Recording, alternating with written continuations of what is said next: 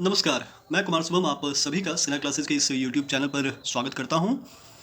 उम्मीद करता हूं आप सभी स्वस्थ हैं, सुरक्षित हैं और अपने अपकमिंग एग्जामिनेशंस को लेकर सीरियस हैं। साथ ही कामना करता हूं आप सभी अपने जीवन में बहुत अच्छा करें और अपने अपने लक्ष्य में को प्राप्त करने में सफल हों। सैटरडे का दिन है आज और फ्री बैठा था तो मैंने सोचा क्यों ना कैमरा ऑन कर लिया जाए और थोड़ी सी कॉन्वर्सेशन कर ली जाए आपसे।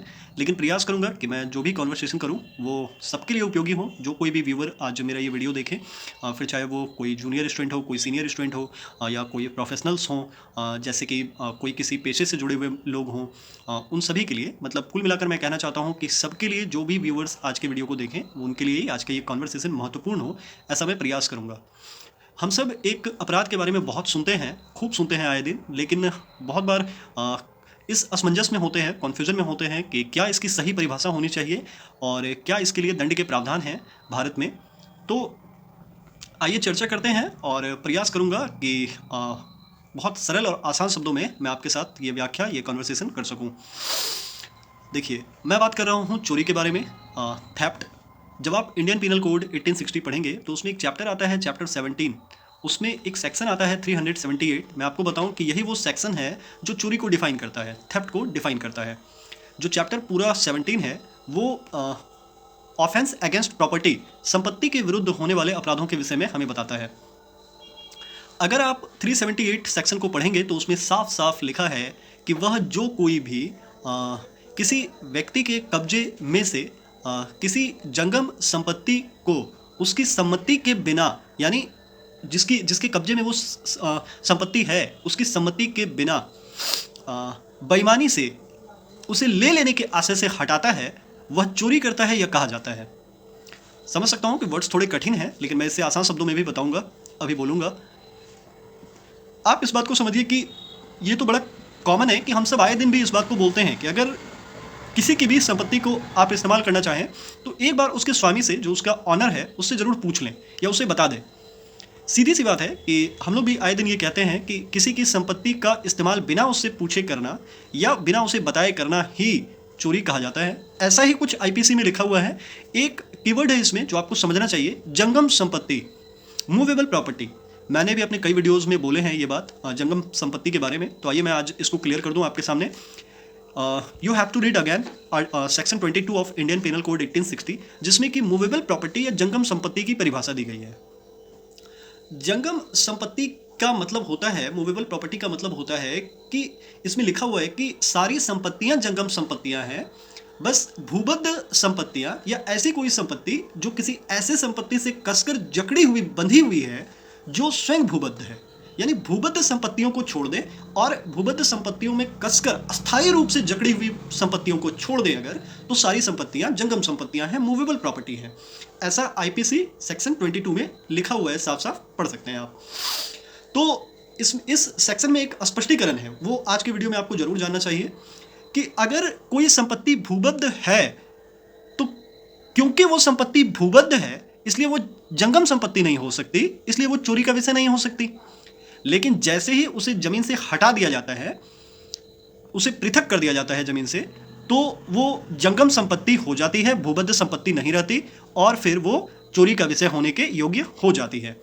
ठीक है, ये एक महत्वपूर्ण एक्सप्लेनेशन है जो आपको समझना चाहिए था। अब आइए कुछ एग्जाम्पल से मैं क्लियर करने की कोशिश करता हूं कि आप चोरी की घटना को ज़्यादा समझ पाएं और सही टाइटल दे पाएं कि इस तरह का अपराध चोरी कहलाएगा। तो सबसे पहले एक बड़ा कॉमन सा एग्जाम्पल है वो लेता हूं। जैसे मान लें कि एक्स रोड पर चल रहा है और उसे एक कीमती अंगूठी मिलता है जिसे वो उठा लेता है। क्योंकि एक्स को जो अंगूठी मिली है वह किसी स्वामी के कब्जे में नहीं थी, इसलिए वो चोरी नहीं है। हाँ, ये संपत्ति का आपराधिक दुर्विनियोग जरूर है, ये संपत्ति का criminal miss appropriation of property है अगर वो उसे इस्तेमाल कर ले तो, लेकिन वो चोरी नहीं है।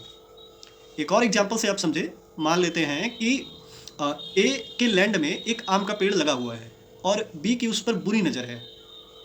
बी क्या करता है, उसे ले लेने के आशय से किसी दिन उस आम के पेड़ को चुपके से कटवा लेता है। तो जैसे ही उसने आम का पेड़ कटवाया, बी ने तुरंत उसी समय चोरी कर ली, ये कह सकते हैं हम लोग। ठीक है, एक आखिरी और एक एग्जाम्पल से समझाने का आपको प्रयास करता हूँ। जैसे मान लीजिए कि एक्स के पास एक होनहार और काफ़ी तेज और बलशाली कुत्ता है, लेकिन जेड की नज़र उस कुत्ते पर खराब है। वो उसे हथियाना चाहता है और वो भी बेईमान आशय से, डिसऑनेस्ट इंटेंशन से। वाई क्या करता है, सॉरी जेड क्या करता है यहाँ पर कि उस कुत्ते को अपनी ओर लाने के लिए, ललचाने के लिए कुछ ऐसी वस्तुओं का इस्तेमाल करता है जिससे कि वह कुत्ता उसकी ओर चलना शुरू कर देता है, प्रारंभ कर देता है। जैसे ही वह कुत्ता जेड की ओर चलना शुरू करता है, हम यह कह सकते हैं कि जेड ने चोरी की है। उम्मीद करता हूँ आप इस कॉन्वर्सेशन को एंजॉय कर रहे हैं और मेरी बात को समझ पा रहे हैं। अब आते हैं दंड के प्रावधान पर कि चोरी के लिए दंड का क्या प्रावधान है। तो मैं आपको कहूँगा you should read section 379 of Indian penal code 1860, जिसमें कि ये बात एकदम साफ लिखी हुई है, whoever commits theft shall be punished with imprisonment of either of description for a term which may extend to 3 years or with fine or both. It means कि वह जो कोई भी चोरी करेगा वह दोनों में से किसी कारावास से, जिसकी अवधि 3 साल तक की हो सकेगी, या जुर्माने से या दोनों से दंडित किया जा सकेगा। मैं आपको ये भी बताऊं कि सेक्शन 380, 381, 382 अलग अलग प्रकार के चोरी के नेचर और उसके दंड के बारे में प्रावधान करती है और बताती है। लेकिन ये चोरी का जो टाइटल था वो मैंने प्रयास किया कि मैं बड़े आसान शब्दों में आप तक ला पाऊँ, और ये आपके व्यूज़ होंगे, आपके लाइक्स होंगे, जो बताएंगे मुझे कि हाँ मैंने कितना अच्छा प्रयास किया है। और एक बड़ी बात है कि एसेंशियल इंग्रेडिएंट्स, चोरी के लिए जो एसेंशियल इंग्रेडिएंट्स होने चाहिए, जिससे कि ये पता चल सके कि कोई अपराध चोरी है या नहीं, ये अपराध चोरी कहा जाएगा या नहीं कहा जाएगा। तो मेरा मानना है कि इसके लिए जो आईपीसी के समरीज में दिया होता है, वो उसमें क्या है कि सबसे पहले तो एक बेईमान आशय का होना, एक डिसऑनेस्ट इंटेंशन का होना, दूसरी जो बड़ी एसेंशियल इंग्रेडिएंट है चोरी के लिए वो है किसी मूवेबल प्रॉपर्टी का होना जिसकी की चोरी की जाएगी, है ना, कोई जंगम संपत्ति का होना। तीसरी बड़ी बात क्या है कि इसमें क्या होता है कि एक स्वामी से, एक जो स्वामी है उसके कब्जे से दूसरे स्वामी के पास संपत्ति का आना, ये भी महत्वपूर्ण है। और एक सबसे मतलब महत्वपूर्ण क्या है कि इसमें जो सबसे मोटी जो लाइन लिखी जानी चाहिए वो क्या है कि स्वामी की सम्मति के बिना एक व्यक्ति से दूसरे व्यक्ति के पास संपत्ति का आना। तो ये चोरी का विषय था। लेकिन ऐसे भी बड़े बड़े फिलोसफर्स ने भी कहा है, अक्सर बड़े बुजुर्ग भी कहते हैं कि ईमानदारी सबसे अच्छी नीति है। हमें जीवन में सदा ईमानदार रहना चाहिए, ईमानदारी की राह पर चलना चाहिए और अपनी ईमानदारी, अपने कठिन मेहनत, अपने कठिन परिश्रम, हार्डवर्क पर पूरा भरोसा रखना चाहिए। अगर आपका इरादा सही है, इंटेंशन सही है, आपकी मेहनत सही दिशा में है और आपका लक्ष्य पर आप केंद्रित हैं, तो निश्चित रूप से आप सफल होंगे। ब्राज़ील के एक बहुत अच्छे एडुकेटर थे, पोलो कोएल्हो, उन्होंने लिखा था कि when you desire something from your heart and soul, all the universe conspire you to achieve it. जब आप किसी चीज़ को पूरे दिल और अंतरात्मा से चाहते हैं तो पूरी कायनात षड्यंत्र रचती है कि वह आपको मिल जाए। जल्दी मिलता हूँ एक अगले वीडियो में, तब तक स्वस्थ रहें, सुरक्षित रहें। जय हिंद।